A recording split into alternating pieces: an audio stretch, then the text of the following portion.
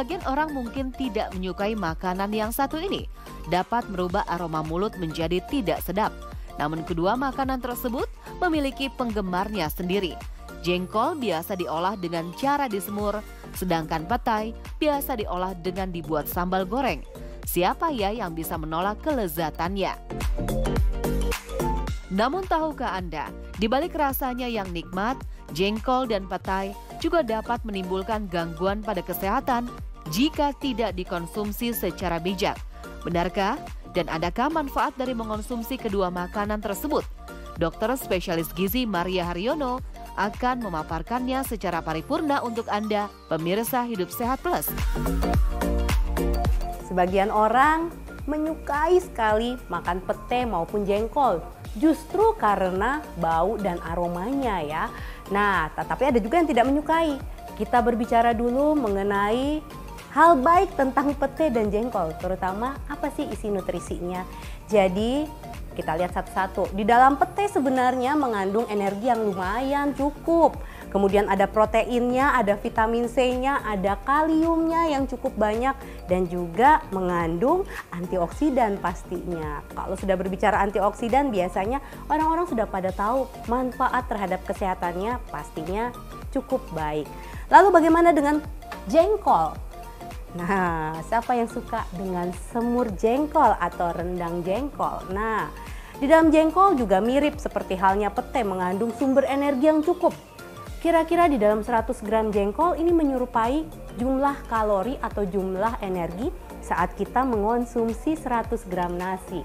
Lalu kandungan proteinnya juga lumayan loh. Jadi kalau ingin mensuplai atau mengkonsumsi jengkol, kita dapat benefit yaitu asupan protein kita jadi lumayan bertambah. Selain dari sumber energi, sumber protein, di dalam jengkol juga ada antioksidan. Sama seperti pete ya, jadi kalau kita berbicara antioksidan biasanya semua mulai, oh ya, wah ini pasti benefitnya lumayan baik.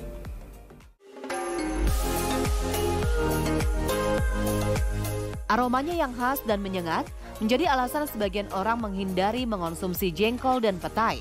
Namun di balik aromanya yang menyengat itu, jengkol dan petai dipercaya memiliki beragam manfaat bagi kesehatan. Benarkah?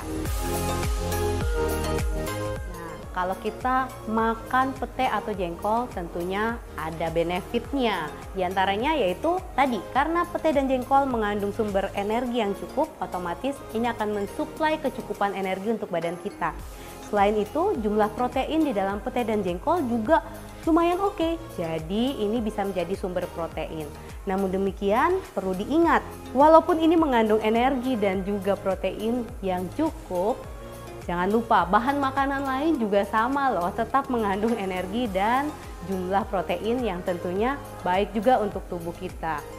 Jadi kalau kita hanya melihat dari benefit item demi item jengkol maupun pete, memang ada antioksidannya juga. Otomatis antioksidan ini baik sekali untuk pembuluh darah kita, untuk orang yang hipertensi, gangguan ginjal, belum lagi campuran serat yang ada di dalam pete dan jengkol. Tentunya ini ada benefit untuk mereka yang diabetes atau gangguan gula darah. Tapi balik lagi tadi ya, kalau kita hanya melihat komposisi nutrisi, ingat, bahan makanan yang lain juga sebenarnya mengandung nutrisi yang mirip seperti jengkol maupun pete. Jadi jangan jadikan jengkol ataupun pete sebagai konsumsi dominan sumber energi harian Anda. Itulah pentingnya tetap ingat yang namanya prinsip gizi seimbang. Rasanya yang nikmat, jangan sampai Anda kalap dalam mengonsumsi jengkol dan petai, karena dapat menyebabkan munculnya gangguan kesehatan. Apa saja ya? Oke, biasanya orang akan berbicara, kalau saya makan pete atau makan jengkol, sebenarnya yang harus diwaspadai apa sih dok? Satu-satu lagi kita lihat ya. Selain dari aromanya, sekarang sih kita tidak berbicara aroma karena kita tahu ya aroma pete dan jengkol ini sangat khas sekali pada saat kita konsumsi, lalu aroma yang dikeluarkan entah dari bau dari mulut ataupun mungkin dari air kencing. Tetapi efek yang lain kalau kita berbicara tentang pete, sebenarnya pete cenderung aman. kita dapat benefit kesehatannya. Namun salah satu yang sering pembicaraan orang, kalau habis makan pete perutnya nggak nyaman. Mengapa bisa demikian? Salah satu penyebabnya bisa diakibatkan oleh asupan pete yang terlalu banyak, lalu seratnya pun juga menjadi lebih di dalam saluran cerna. Kita tahu kalau kita mengonsumsi serat lebih banyak pada hari itu biasanya timbul dampak rasa tidak nyaman di saluran cerna. Walaupun demikian, hal ini kita tidak bisa samaratakan dampak yang timbul pada setiap orang. Bisa saja ada orang yang mengonsumsi pete hari ini, namun dia tidak merasa terganggu pada saluran cernanya. Lalu kita lihat dengan jengkol. Bagaimana dengan jengkol? Ini sangat terkenal sekali efek sampingnya. Karena apa? Karena di dalam jengkol mengandung yang namanya asam jengkol atau jengkolic acid. Nah, asam jengkol ini memang disebut-sebut sebagai pengganggu fungsi ginjal karena sifatnya yang susah larut kemudian bisa menimbulkan tanda kutip perlukaan di daerah ginjal yang kadang-kadang akhirnya orang tersebut bisa merasakan rasa nyeri, bahkan bisa timbul kencing berdarah atau kencingnya terganggu.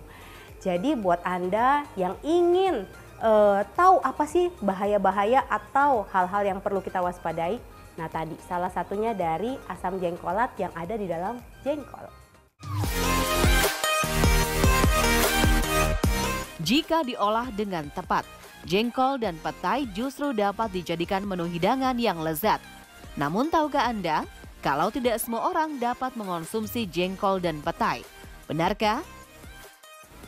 Melihat benefit pete dan jengkol yang lumayan oke, namun tentunya ini warning atau peringatan buat kondisi-kondisi tertentu. Pete mengandung kalium yang cukup banyak, lalu juga untuk jengkol ada kandungan asam jengkolat yang ternyata berpotensi untuk mengganggu fungsi ginjal. Otomatis buat Anda yang memang dianjurkan konsumsi kalium harus dikurangi, ataupun Anda yang mengalami gangguan fungsi ginjal, ada baiknya hindari konsumsi pete maupun jengkol. Beragam mitos dan juga fakta banyak beredar di masyarakat mengenai jengkol dan juga petai. Salah satunya konsumsi petai dapat menyebabkan asam urat. Itu fakta atau mitos? Ini fakta.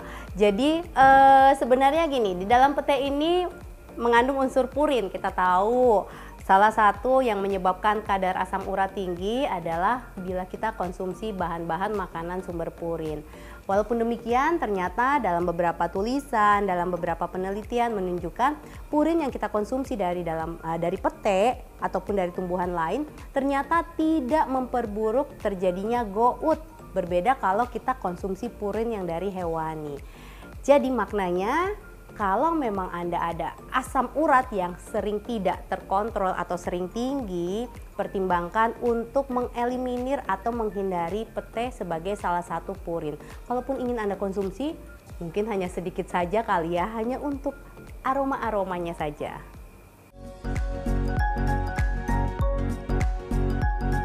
Fakta mitos selanjutnya, setelah mengonsumsi jengkol dan juga petai, buang air menjadi bau tidak sedap.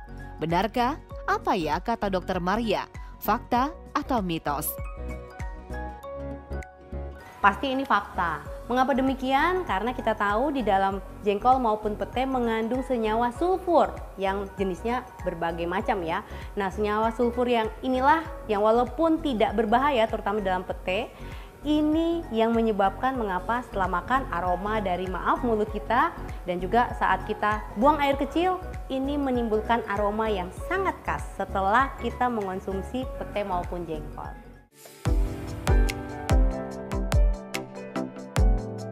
Bagi Anda penggemar jengkol dan juga petai, yuk simak tips berikut ini agar setelah mengonsumsinya Anda mendapatkan manfaat bagi kesehatan. Sekarang bagaimana tipsnya ya? Kita bicara dulu yang biasanya orang takutkan ya, jengkol dengan asam jengkolat. Rupanya untuk mengeliminir atau mengurangi asam jengkolat, kemudian kita mengurangi dampaknya, upayakan tidak mengonsumsi untuk lalapan atau biasanya bentuknya mentah. Jadi olah dahulu, biasanya direbus dulu, lalu bumbui seperti biasa. Ini lebih aman, bisa mengurangi kadar asam jengkolat di dalam jengkol. Lalu bagaimana dengan pete? Untuk pete, ya untuk Anda yang menyukai, ada baiknya ya pete dijadikan sebagai varian dalam konsumsi entah itu sumber protein maupun sumber serat atau sumber mikronutrisi. Jadi bukan untuk dikonsumsi secara monoton ataupun dijadikan pengobatan, karena bagaimanapun tubuh kita butuh nutrisi dari beraneka macam bentuk makanan, bukan semata-mata hanya dari pete saja ya. Nah, sebagai tambahan, kalau Anda ingin mengonsumsi pete, ini tentunya aman saja kalau Anda ingin jadikan varian di dalam masakan ataupun digunakan sebagai lalapan, karena asam jengkolat ini adanya tentunya di dalam jengkol, bukan di dalam pete.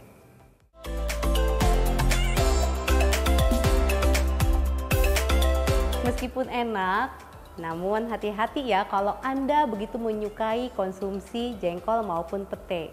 Memang benar, pete maupun jengkol mengandung jumlah nutrisi yang ada manfaatnya bagi tubuh kita. Namun ingatlah bahwa tubuh kita memerlukan beraneka varian jenis makanan yang tentunya mudah kita dapat. Saya Maria Haryono, dokter spesialis gizi klinik untuk Hidup Sehat Plus.